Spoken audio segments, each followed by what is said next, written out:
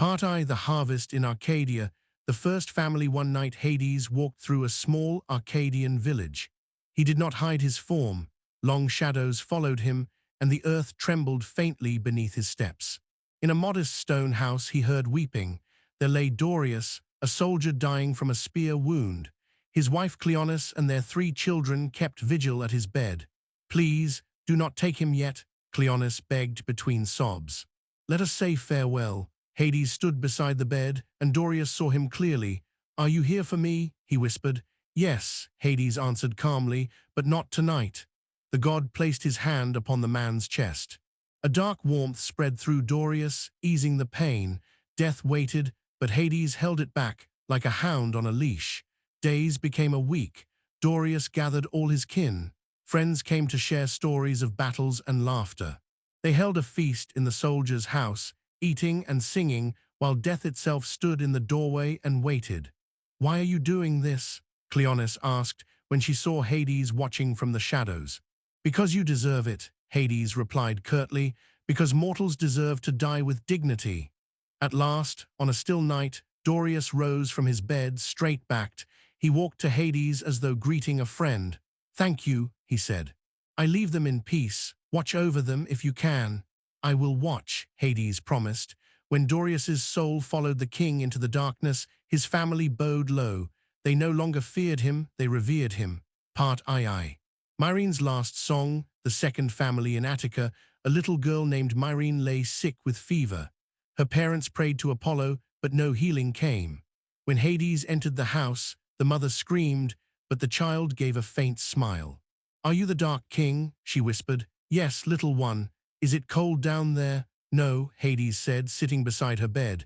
"It's like sleeping without dreams, but you are never alone." "Can I say goodbye first?" she asked. Hades nodded. He placed his hand above her and drew out her thread of life, thin but stubborn as silk. Time slowed in the house. Relatives came from across Attica. Songs filled the air, tales of Myrene's laughter and her small mischiefs. When night came, she placed her tiny hand in Hades's great, cold hand. "Thank you, Lord," she whispered. "Now I'm ready." The family saw him clearly, and no one screamed anymore. Her father bowed. "We feared you. Now we thank you." Part III. The wrath of Olympus. The council of the gods. Rumors spread swiftly. Mortals began leaving flowers, not blood, at the altars of Hades. On Olympus, Zeus thundered. "He disturbs the order. He makes men braver," Athene said quietly, "and courage can be dangerous for us. He makes them disobedient," Hera shrieked. "If they don't fear death, how will they fear us?" "They should fear me," bellowed Zeus. Hades was summoned to the council. He strode into the gleaming hall, marble floors shining, golden pillars blinding. His siblings sat like judges over him. "What are you doing, brother?" Zeus demanded. "I grant mortals an honorable death," Hades answered coldly. "That's more than you have ever given them." "You make them love you," Hera snarled. "No," said Hades. "I make them respect me. There is a difference." Athene leaned forward. "Why do you care now of all times?" "Because I'm tired of being your executioner," Hades said. "I receive their souls. I know their names. I see their tears. You sit here among clouds and wine and pretend you rule the world." Zeus raised his thunderbolt. "Enough, strike then," Hades murmured with a dark smile. "But know this, my death will be your doom." The council ended in violence. Ares seized Hades by the shoulder. Hermes tried to persuade him to yield. At last they hurled him from Olympus like a falling star. Part IV. Rising on earth, Hades struck the ground in Arcadia, but rose unhurt. When the dust settled, mortals stood around him, and they did not run. They bowed. They thanked him for Dorius, for Myrene. An old woman touched his black cloak and said, "You are no enemy, Lord. You understand our hearts." Hades felt something he had not known in ages, warmth. Not from the sun, he still loathed it, but from true human gratitude. Part V. The last battle. Zeus raged when he heard mortals openly honoring Hades. He sent Ares and Hermes to punish the villages that revered the Lord of Death. But when the soldiers arrived, they did not find trembling peasants. They found men and women standing in a ring around Hades, bearing torches and scythes. "You cannot win against gods," Hermes warned.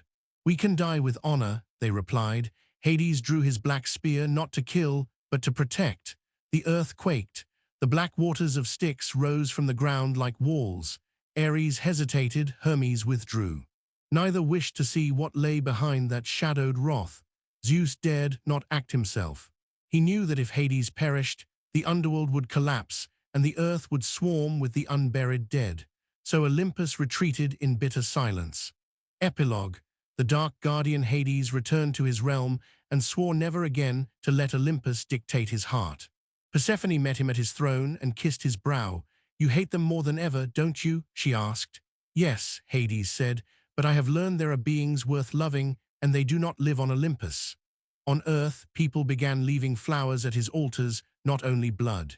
They no longer called him merely the Lord of Death, but the Dark Guardian, the one who gave families time to say farewell. And in the silent nights, one could sometimes glimpse a shadowed figure at a deathbed, waiting patiently, granting a few final precious hours together before the last journey began.